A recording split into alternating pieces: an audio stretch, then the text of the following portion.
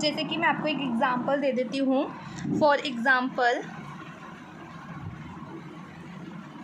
मैं यहाँ पे एक मैट्रिक्स बताती हूँ आपको, जिसका जो 2x3 ऑर्डर की है, ठीक है। तो इसके अंदर मतलब कि जो रोज़ हैं वो कितनी होगी मेरे पास, वो 2 होगी, एंड जो कॉलम है वो 3 होंगे। तो ये लिख देते जैसे 3 1 4 6 2 -3। तो ये कितने ऑर्डर की है, 2x3। यहाँ पे जो रोज़ हैं वो कितनी है मेरे पास, 2 हैं, 2 रोज़ हैं, एंड कॉलम्स कितने, 1 2 3। तो हमें याद रखना है सबसे पहले तो अगर हम मैट्रिक्स को रिप्रेजेंट कर रहे हैं तो हमने ये वाला सिंबल यूज़ करना, इसका स्क्वायर ब्रैकेट जैसा होता है उसको यूज़ करना ज़रूरी है। अगर हमने ये यूज़ नहीं किया या फिर हमने सीधी लाइंस दे ली कुछ भी, तो ये हमारा मैट्रिक्स नहीं होगा। मैट्रिक्स का सिंबल ये होगा। तो ये चीज़ हमें याद रखनी है। और जो हमारी हॉरिजॉन्टल होती है वो हमारी रोज़ होती हैं, एंड जो हमारा वर्टिकल होता है वो हमारा कॉलम होता है। तो मैट्रिसेस के भी टाइप्स होते हैं, तो देखते हैं टाइप्स ऑफ मैट्रिसेस। तो फर्स्ट कौन सा टाइप होता है मैट्रिक्स का, रेक्टेंगुलर टाइप।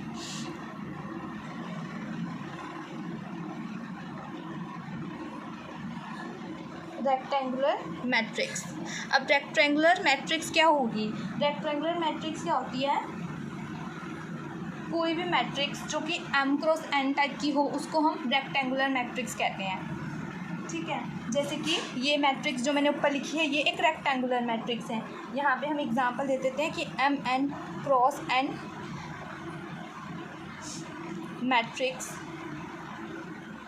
मीन्स क्या, जो m है और n है वो दोनों इक्वल ना हो, मतलब रोज़ और कॉलम्स इक्वल ना हो। रेक्टेंगल क्या होता है, दो साइड इक्वल होती है, दो साइड इक्वल नहीं होती, रेक्टेंगल होता है हमारा ऐसे।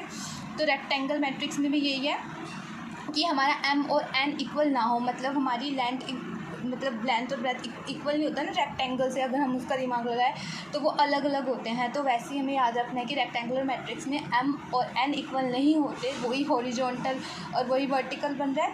तो हमने याद रखना है वो हमारी रेक्टेंगुलर से रेक्टेंगल पे चले गए। अगर हम भूल जाते हैं कि रेक्टेंगुलर मैट्रिक्स में क्या था, रेक्टेंगल में लेंथ और ब्रेथ इक्वल नहीं होती, तो मतलब कि इसमें भी क्या है, रो और कॉलम इक्वल नहीं है। तो अगर आपको पूछे कोई रेक्टेंगुलर मैट्रिक्स क्या है तो हमने याद करा, हाँ भाई रेक्टेंगल पे गए हम, तो हम m और n को इक्वल नहीं बताना, तो कोई भी हमें एग्जाम्पल देना हो तो अपनी तरफ से हम बना के लिख सकते हैं जिसमें m×n इक्वल ना हो, m is not equals to n हो, ठीक है। तो हमने क्या लिया है, यहाँ पे एग्ज़ाम्पल ले लेते हैं एक।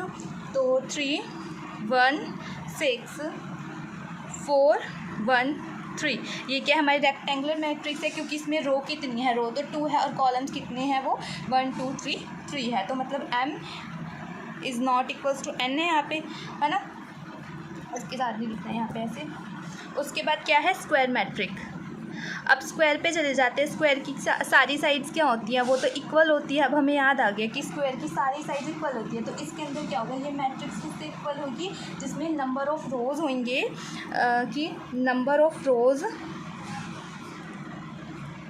इक्वल्स टू किसके होगा, नंबर ऑफ़ कॉलम्स, मतलब इसके अंदर रोज़ और कॉलम्स इक्वल है। अब हमें पूछा तो हमें स्क्वायर याद आ गया कि भाई स्क्वायर की सारी साइड इक्वल होती है, तो मतलब इसमें नंबर ऑफ़ रोज़ और नंबर ऑफ़ कॉलम्स इक्वल है। वहीं से जा रहा है ये भी, तो हमें कोई भी एग्जांपल दे देना है जिसके अंदर नंबर ऑफ़ रोज़ और नंबर ऑफ़ कॉलम्स इक्वल है। जैसे 1 2 3 4 ये क्या होगी, एक स्क्वायर मैट्रिक होगी कि इसके अंदर number of rows and number of columns है वो हमारे पास क्या है, हमारे पास इक्वल है। तो ये हमारी क्या होगी, स्क्वायर मैट्रिक्स होगी, ठीक है। अब हम देखते हैं थर्ड टाइप क्या है मैट्रिक्स का। थर्ड है रो मैट्रिक्स। रो मैट्रिक्स क्या है, मतलब रो होगी, इसके अंदर कॉलम नहीं होगा। यही हम इससे अंदाज़ा लगा पा रहे रो मैट्रिक्स में क्या होगा। A matrix having only one row is called row matrix. This matrix में क्या हो, सिर्फ एक रो ही हो, क्योंकि देखो तो वो क्या हो जाएगी, having one row. A matrix having one row, जिसके अंदर एक रो हो। कॉलम्स तो हैं इसमें, लेकिन ये क्या है, रो इसके अंदर हमारी वन होनी चाहिए, तो हमारी ये रो मैट्रिक्स होगी। कि a matrix having one row is called row matrix, जिसके अंदर क्या है, सिर्फ एक ही, तो ये 1 4 5 6 ये क्या होगी हमारी एक रो मैट्रिक्स।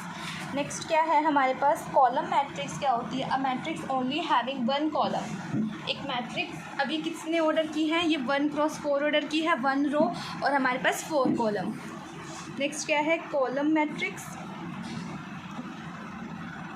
कॉलम मैट्रिक्स क्या होती है कि जो जिसके पास क्या हो कि a matrix having only 1 column, only 1 column, जिसके पास क्या हो बस एक ही कॉलम हो, तो वो क्या होती है हमारी कॉलम मैट्रिक्स होती है। जैसे कि 3 1 4 ये क्या होगी कॉलम मैट्रिक्स होगी। तो ये कितने ऑर्डर की है? देखो रो तो कितनी है इसके पास, 1 2 3 रो है और कॉलम कितना है? 1 है, तो ये होगी हमारे पास कॉलम मैट्रिक्स। नेक्स्ट क्या है डायगोनल मैट्रिक्स।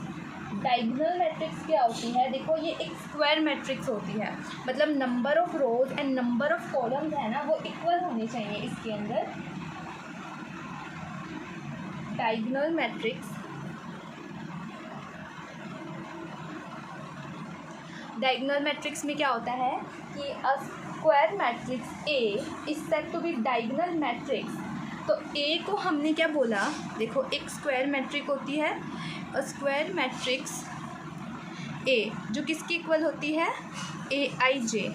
देखो हमने मैट्रिक्स का सिंबल लगाया ए आई जे, क्योंकि हम मैट्रिक्स को ऐसे ही लिखते हैं A11 ए, मतलब इसका जो इसकी जो जर्नल फॉर्म है वो इस तरीके से है A11 A12, ठीक है। तो इस सेट टू भी इसको हम क्या बोलते हैं, कब हम इसको डायगोनल बोलते हैं कि अब ए आई जे इक्वल्स टू 0 हो जाए, लेकिन हमारा जो आई और जे है मतलब इक्वल ना हो,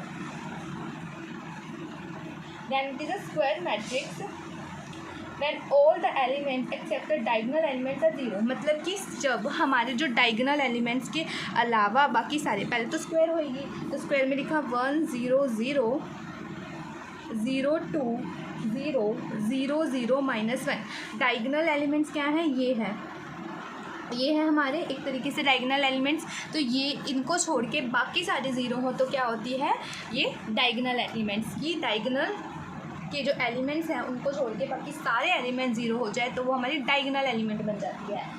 नेक्स्ट क्या है हमारी स्केलर मैट्रिक्स।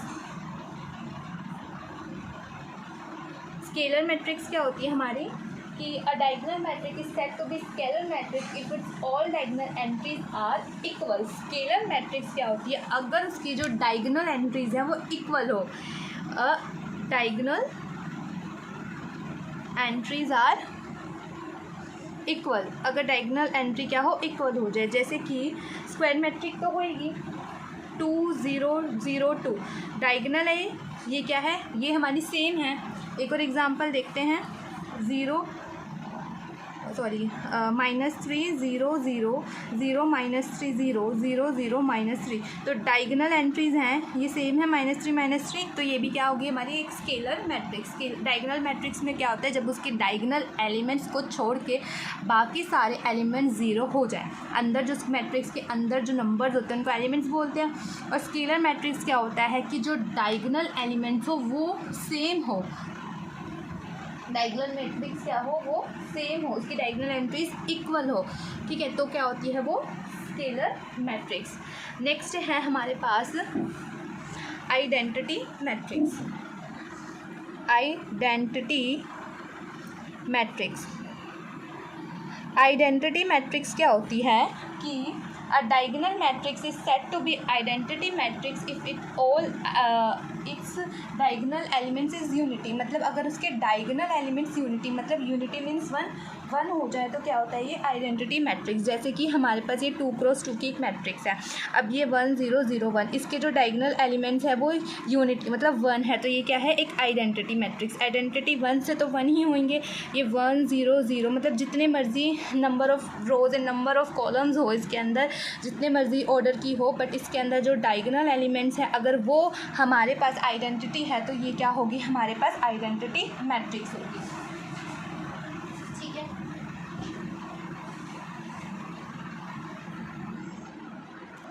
अब देखते हैं नेक्स्ट ज़ीरो मैट्रिक्स। अब ज़ीरो मैट्रिक्स क्या होता है? ज़ीरो मैट्रिक्स कि अगर a matrix is said to be zero matrix, अगर जो सारे एलिमेंट्स हैं उसके अंदर वो ज़ीरो हो, ये मैट्रिक्स है एक, इसके अंदर जो सारे एलिमेंट्स हैं वो क्या है, ज़ीरो है, तो क्या होगी ये एक ज़ीरो मैट्रिक्स है ये, क्योंकि इसके जो सारे एलिमेंट्स हैं वो ज़ीरो है। नेक्स्ट है हमारे पास अपर ट्रायंगल मैट्रिक्स और lower triangle matrix. Upper triangular matrix, ठीक है। पहले अपर ट्रायंगुलर मैट्रिक्स देखते हैं। एक मैट्रिक्स है इज कॉल्ड अपर ट्रायंगुलर अगर इसके क्या है, all elements below the main diagonal are zero. Below मतलब नीचे के अगर सारे ज़ीरो हो जाए, जैसे कि मान लो ये हमारे पास एक मैट्रिक्स है 1 3 6 0 1 2 0 0 4 कि अगर अपर ट्रायंगल में क्या होता है, अपर ट्रायंगल में देखो कि अपर एलिमेंट्स हैं और अपर ट्रायंगल में उल्टा है, मीन्स जो नीचे के है ना डायगोनल के बिलो, देखो डायगोनल ये रहा डायगोनल, इसके नीचे ये चीज़ है, इसके जो नीचे के एलिमेंट्स हैं वो ज़ीरो हो जाए upper below the main diagonal, main diagonal are zero. Means ये देखो मेन डायगोनल, ये डायगोनल है, इसके नीचे के जो सारे ज़ीरो हैं वो सारे एलिमेंट्स हैं वो क्या है, ज़ीरो है, तो ये क्या है अपर ट्रायंगल। वो ही देखो लोअर ट्रायंगल में क्या होता है, उल्टा हो जाएगा। लोअर ट्रायंगुलर मैट्रिक्स में क्या हो जाएगा, जो लोअर ट्रायंगुलर मैट्रिक्स में हो जाएगा जो अबव द मेन डायगोनल है वो ज़ीरो हो जाएगा। जैसे कि देखो 3 0 0 2 1 0 6 -2 5, तो मतलब कि डायगोनल के ऊपर के जितने भी एलिमेंट्स हैं, ये डायगोनल है हमारा, इसके ऊपर के जो एलिमेंट्स हैं वो क्या हो गए हमारे पास, ज़ीरो हो गए। तो ये क्या हो गया हमारे पास, ये हमारे पास हो गया लोअर ट्रायंगुलर मैट्रिक्स की जो above the main diagonal are zero, above the main diagonal are zero क्या हो जाता है, ये ज़ीरो हो जाता है, ठीक है। अब हम एक देखते हैं एडिशन ऑफ मैट्रिक्स, कि हम एडिशन कैसे करते हैं मैट्रिक्स की।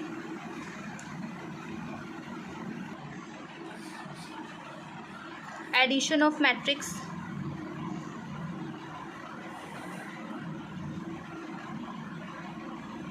देखो हमें दो तो चीज़ चाहिए ना, दो मैट्रिक्स तो चाहिए ना एडिशन करने के लिए। तो पहले दे रखा है 1 2 3 और ये दे रखा है हमें इसमें 4 5 6, ये हमारा होता है A11 A12 A13 A21 A22 A23, ठीक है। और B हमें दे रखा है कैसे, -2 1 and 6 एंड 4 1 and 2। अब हमने क्या करना है, इनका ऐड करना है, मीन्स A + B करना है।